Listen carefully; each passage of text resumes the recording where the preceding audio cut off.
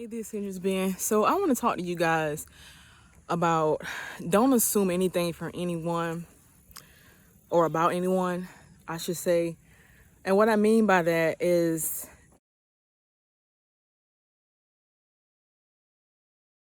Don't assume what you don't know, or don't assume something because somebody else said something about somebody. I'm gonna lead to another topic, but it reminds me of like when someone says something negative about one person, and they say it out of ill intent, or they say it because they have jealousy in their heart. They say it because, and I was you assume you you judge somebody based on what somebody else is saying. You got to learn. I think the saying goes to judge a book by its cover, meaning to judge a person from your own experiences, from what you know them from, right? It's kind of hard to judge somebody. For instance, I'm gonna use this as an example, and then I'm gonna get to my story. For example, you may not know me. You may know me from YouTube, right? But you may not know me personally, right? But I pray that when you see me talk, when you see me interact with you guys, that you see that this is the true and real me, right? Typically, I'm more quiet and laid back, but this is the real me. One night, report from the day shift nurse, and she was telling me about the patient. I forgot, y'all, why the patient was there, anything like that. But all I remember was the patient needed to be discharged. The patient was waiting to be discharged, but the discharge was being held up because the patient had not ambulated or had not walked yet. And I think the order, what the provider was waiting for was the patient to walk. So here I am, I'm getting a report. I'm getting a report from the day shift nurse, and y'all, that sun feel good. I got to throw that in. That sun feel good, y'all, because, whew. But I'm getting a report from the day shift nurse, and she was just telling me about the patient, and then she was telling me something on the lines of about the patient being obese. And this is not the downplay obesity or anything like that, because I've been obese before, so I know how it feels to be obese and overweight. But I'm just telling you, this has to do with the moral of the story. And so, mind you, I got report, checked on the patient, went into the patient's room, and I began to talk with the patient. And I introduced myself, and as I began to talk, she was just, this happens a lot, y'all. I can go in the patient's room, then the patient just starts to talk. Some people just love to talk, and I love to listen, so sometimes I just listen to the patients. And sometimes they feel better when they know somebody's listening to them, so I just listen. And she began to express, and she was telling me about how she was feeling, how people were treating her funny because of her weight, and they were kind of like judging her because of her weight, and they assumed that she could not walk because of her weight. And I began to listen, and I didn't know if she could walk or not. Like I said, all I was told was that she wasn't able to walk, or that because of her weight that she wasn't able to walk. And so what I did was, she wasn't on any kind of like bedridden restriction or anything, because she was waiting to be discharged once she actually ambulated. And so I told her, I said, well, let me get you some help. We can try to get you to the bedside commode first. We usually do that first, bedside commode for patients, and then to the bathroom. Some patients, they say they can go to the bathroom and they can't, okay? So we tried the bedside commode, and I went and got help. I got my tech, and I was pretty much telling her what was going on and what the situation was. So needless to say, I also want to say, I want to add this in there too. Not all places have gait belts, and I'm not sure if they do, but if your facility has a gait belt, make sure the gait belt is on before you walk the patient. If you don't have a gait belt in use, make sure, and I'm not trying to be funny, but a lot of older people, they wear their pants and stuff high water.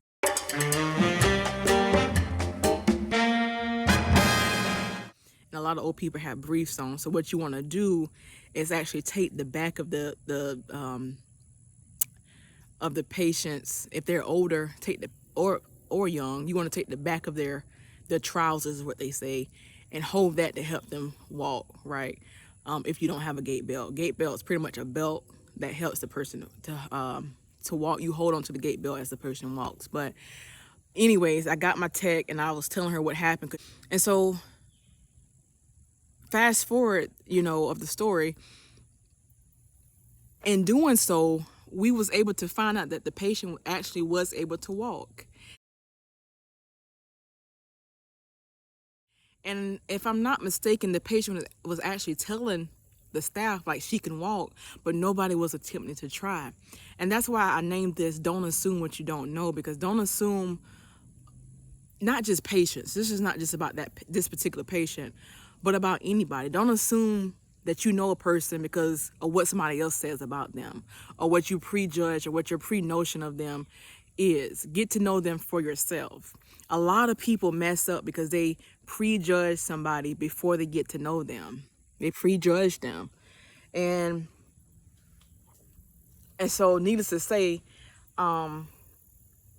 just to make sure that the provider knew that the patient walked. Because sometimes, when you tell the other nurses, everything don't get reported to the next nurse, or they may not report it over correctly, or they may forget certain things. That's natural, that's human. But to make sure, I did put a note in, and I was like, patient ambulated. And I believe the next day, this patient did end up getting discharged because she ambulated, and she was waiting there for discharge to ambulate. So just make sure that you don't assume. The moral of the story is, don't assume what you don't know.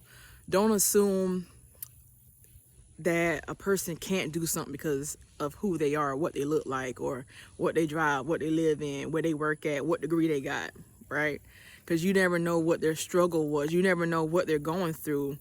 And you wouldn't want somebody to judge you in that way either. We've all had times, and I am also guilty of this, times where I prejudge somebody because I thought a certain way, and then I come to find out either my judgment was right or my judgment was wrong. So sometimes your judgment, if you're receiving the right judgment, your judgment may be right, and then it could be wrong. So you just never know. So make sure that you guys remember that. I do want to say too, I was talking earlier about how when patients assume, or when you assume patients can't do something, they end up doing it for you. I just want to say, with female healthcare workers, be careful, because sometimes there are perverted men who know how to do it, know how to hold their urinal, know how to wipe themselves, but because you are a female and they have a perverted mindset, they want you to do it for them. So if this happens, I do want to say that if you have a male nurse or a male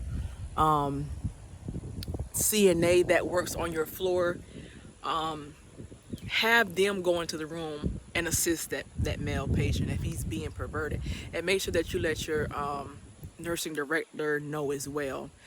Because that's unacceptable. And a lot of times you have to be bold. I don't just say be bold, but you really have to be bold when you're a female, and when you're chosen, you have to be bold. It's not something that I just say, but it's something that you have to actually do, especially as a nurse, because people look at you in a certain way and they assume that you may be young, or you're stupid, or you're naive. So you have to be bold. You have to set standards and boundaries when you do this type of work. And if you just feel unsafe or just don't want to work with that patient, you by all means have the right to say no, right? You have the right to say no. So I don't want you to feel like you have to be stuck in a position, because when people do that, it makes our job even harder. It makes, because not necessarily the nurses, but mostly the techs too. And me being a tech, I understand how it feels, because a lot of the times the techs are the ones that go in and change it. So if you have people like that, it makes the workflow like very, very just out of whack. That's the only thing I can really explain. Like, it's out of whack, and it's just like, So I just want to say to you guys, make sure that just make sure that you remember to don't prejudge, to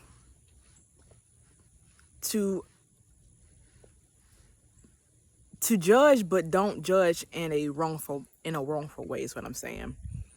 Because you're going to judge somebody, and I just don't want you to judge them in the wrong way, perceive them in a wrong way.